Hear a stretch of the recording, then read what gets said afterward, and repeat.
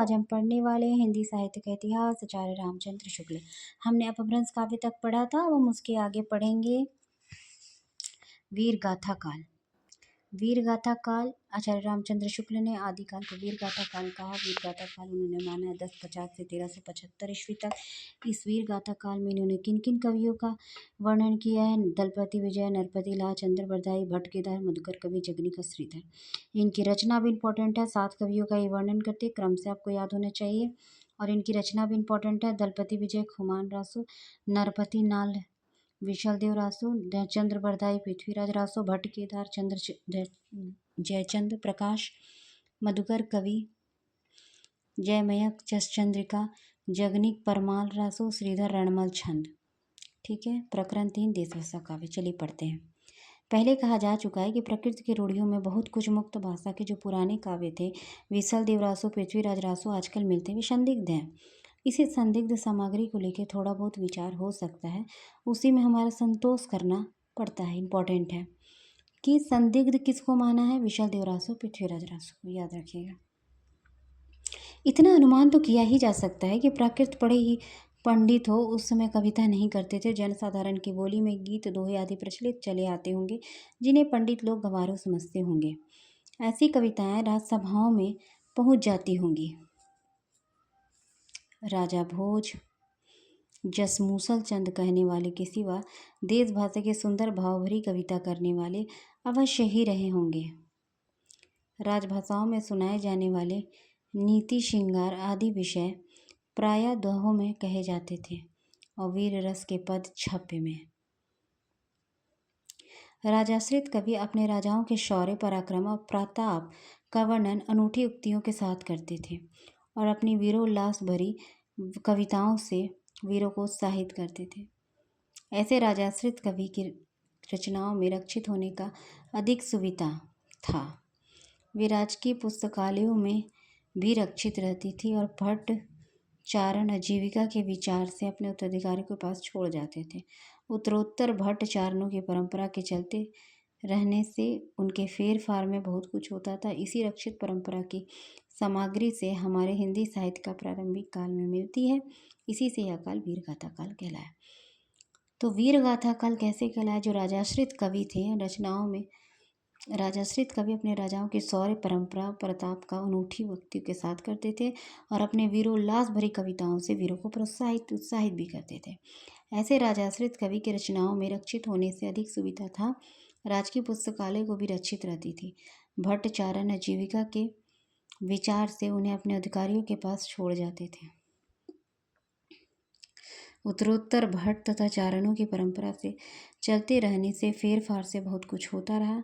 इसी रक्षित परंपरा की सामग्री हमें हिंदी साहित्य के प्रारंभिक काल में मिलती है। इसी को हम वीर गाथा काल कहा गया।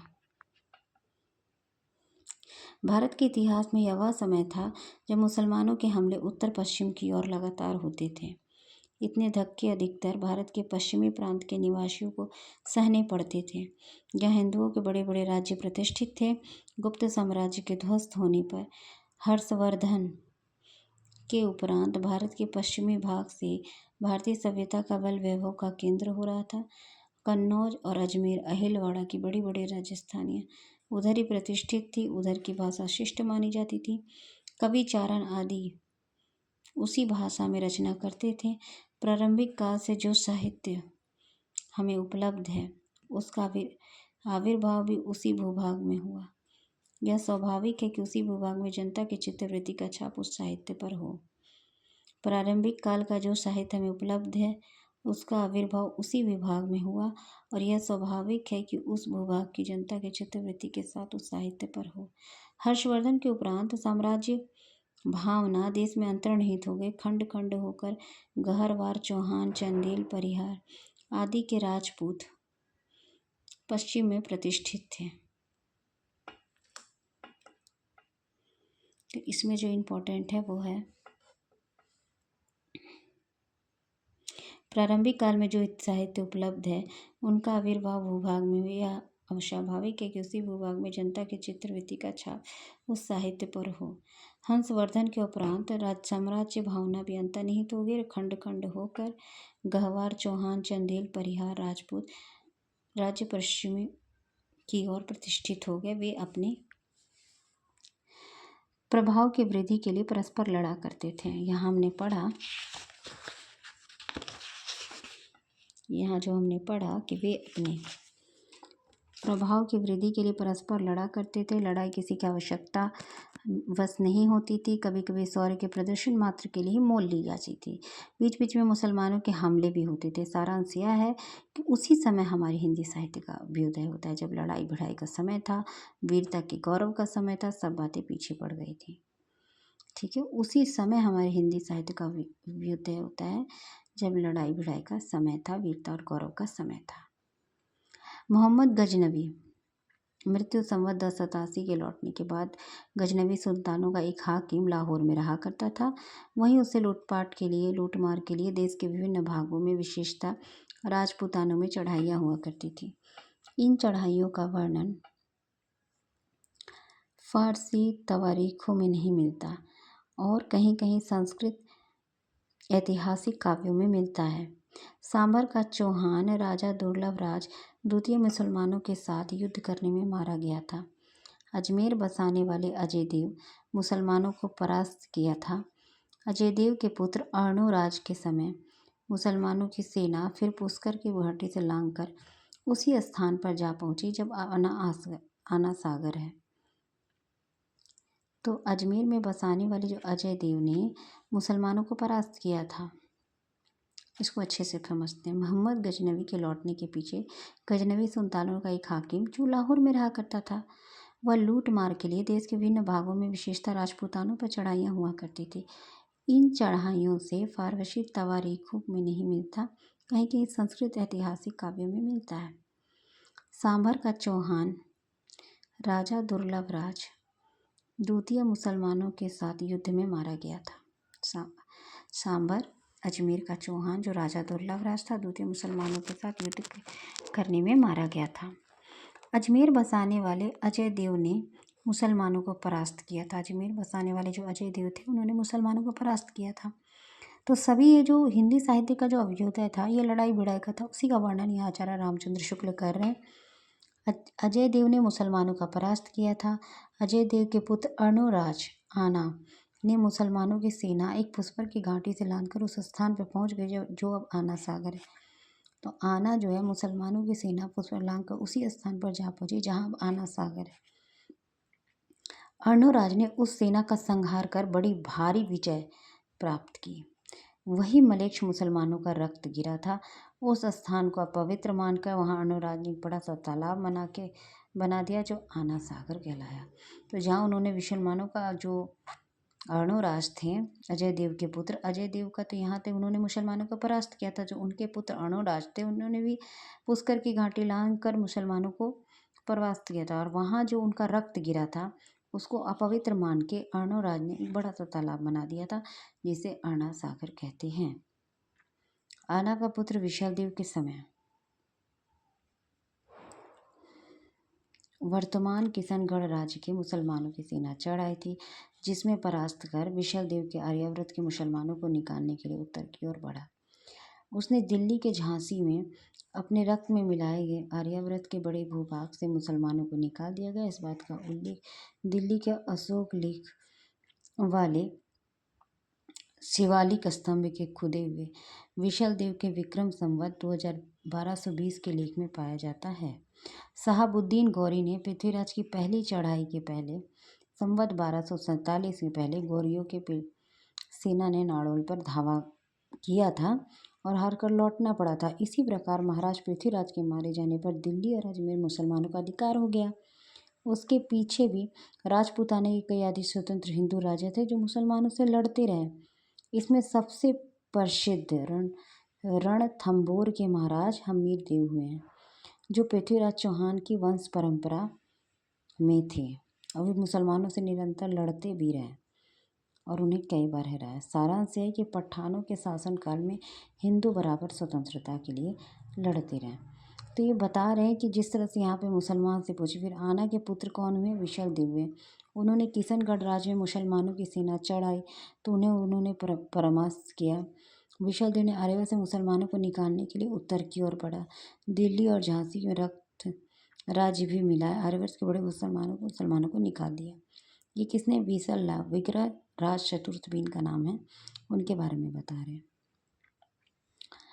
फिर दिल्ली में अशोक लेख के शिवालिंग स्तंभ में खुद के हुए विशलदेव के 20 संवत 1220 के लेख के पाया जाता है कि शहाबुद्दीन गौरी पृथ्वीराज की पहली चढ़ाई 1247 जब बेरियों ने नाड़ोल पर, याद रखिएगा, नाड़ोल पर धावा बोला था, उसे हार कर लौटना पड़ा था। लेकिन महाराज पृथ्वीराज जब मर चुके थे तब दिल्ली और अजमेर पर मुसलमानों का अधिकार हो गया। फिर भी कितने हिंदू राजा थे, वो बराबर युद्ध करते रहे। फिर इनका नाम सबसे प्रसिद्ध रणथंभौर के महाराजा अमेरदेव हुए हैं। पृथ्वीराज वर्ष परंपरा में थे। वे मुसलमानों से लड़ते रहे, उन्होंने कई बार उन्हें हराया था। पठानों के शासनकाल में हिंदू बराबर स्वतंत्रता के लिए लड़ते रहे।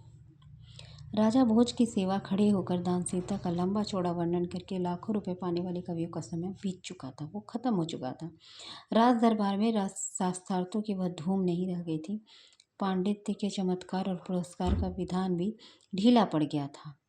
उस समय जो भाट यह चारण किसी राजा के पराक्रम, विजय, शत्रु कन्या हरण आदि का अत्युक्तिपूर्ण आलाप करता, रण क्षेत्रों में जाकर वीरों के हृदय में उत्साह की उमंगे भरा करता था, वही सम्मान पाता था। इस दशा में काव्य और साहित्य के विभिन्न अंगों की प्रवृत्ति, पूर्ति और समृद्धि का सामुदायिक प्रयत्न करना कठिन था। उस समय केवल वीर गाथाओं की उन्नति संभव थी। इस वीर गाथा को हम दोनों रूप में पाए जाते हैं, मुक्तक के रूप में भी, प्रबंध के रूप में भी। इस वीर गाथाओं को दोनों रूप में पाए जाते हैं, मुक्तक के रूप, प्रबंध के रूप में भी। फुटकल रचनाओं का विचार छोड़ के वीर गाथात्मक प्रबंध काव्य का ही उल्लेख किया जाता है। जैसे यूरोप की वीर गाथाओं का प्रसंग युद्ध और प्रेम रहा, वैसे ही यहाँ भी था। किसी राजा की कन्या के रूप में संवाद पाकर दलबल के साथ चढ़ाई करना, प्रतिपक्षियों से पराजित करके उस कन्या को हर कर लाना वीरों के लिए गौरव और स्वाभिमान माना जाता था। तो यहाँ से युग में वीर गाथाओं का प्रसंग युद्ध और प्रेम रहा, वैसे ही यहाँ भी था। फिर यहाँ पर है कि कन्या को हर कर लाना वीरों के लिए गौरव और अभिमान का काम माना जाता था।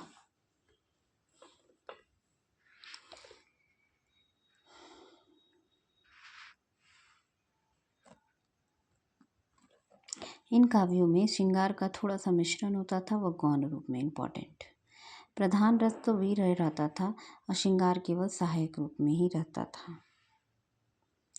वहाँ राजनीतिक कारणों से भी युद्ध होता था, वहाँ भी कारणों का उल्लेख न करके रूपवती स्त्री के कारण ही कल्पित करके रचना की जाती थी। जैसे शहाबुद्दीन के यहाँ एक रूपवती स्त्री पृथ्वीराज के यहाँ आना ही लड़ाई की जड़ लिखी गई है।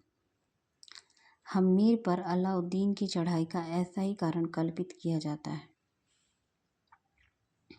इसी प्रकार काव्यों में प्रथानुकूल कल्पित घटनाओं में बहुत अधिक योजना रहती थी।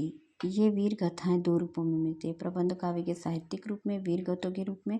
ये पूछा भी कि यह प्रश्न है कि प्रबंध काव्य के साहित्य वीर गाथों के बैलाट्स के रूप में। वीर गाथाएं दो रूपों में मिलती है। इंपॉर्टेंट किन किन रूपों में? प्रबंध काव्य के साहित्यिक रूप में और वीर गाथों के बैलाट्स के रूप में। और साहित्यिक प्रबंध के रूप में प्राचीन ग्रंथ उपलब्ध हैं, वह है पृथ्वीराज रासो। वीर गीत के रूप में हमें पुरानी पुस्तक विशलदेव रासो मिलती है, यद्यपि उसके समय अनुसार भाषा के परिवर्तन का आभास मिलता है। जो रचना कई 100 वर्षों में लोगों के बराबर गाई जाती रहे, उसके मूल में, भाषा में, अपने मूल में नहीं की जा सकती। उसका प्रत्यक्ष उदाहरण आल्हा है। आल्हा के बारे में, जिसे गाने वाले उत्तरी भारत में पाए जाते हैं। इंपॉर्टेंट यहाँ वीर काल के उन ग्रंथों का उल्लेख किया जाता है जिसकी प्रतियां मिल गई, यहाँ उल्लेख मात्र पाया जाता है। ये ग्रंथ रासो कहलाते हैं। कुछ लोग शब्दों का संबंध रहस्य बतलाते हैं।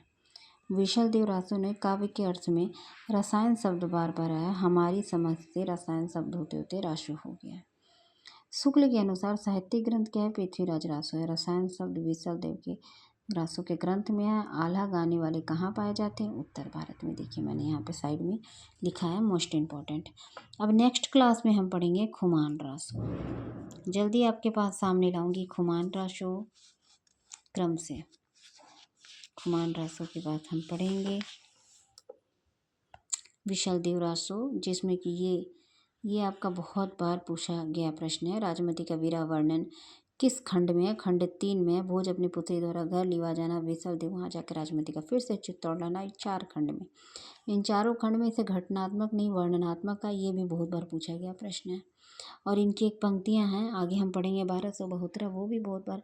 ये तो रहा 1200 बहुतरा मझारी, जेठ बंधु नवनी बुधवारी, ये इतनी बार पूछा गया। विशलदेव की पंक्तियाँ आप खुद जान रहे होंगे, आपने जब एग्ज़ाम दिया है या पेपर सॉल्व किया तो खुद जान रहे होंगे सब कितना महत्वपूर्ण है। ठीक है, नेक्स्ट क्लास में हम आते हैं, हम ये सब जानेंगे। मैंने जो भी इम्पोर्टेंट है उसे हाईलाइट करके रखा है और ज़्यादा नहीं है। प्रकरण 3 बस ख़त्म ही हो चला। 2 से 3 क्लास में प्रकरण 3 हम अच्छी तरह से पढ़ लेंगे, फिर हम आ जाएंगे प्रकरण 4 में। ठीक है, अब हम पढ़ेंगे इसके आगे की क्लास में खुमान रासो के बारे में बहुत जल्द।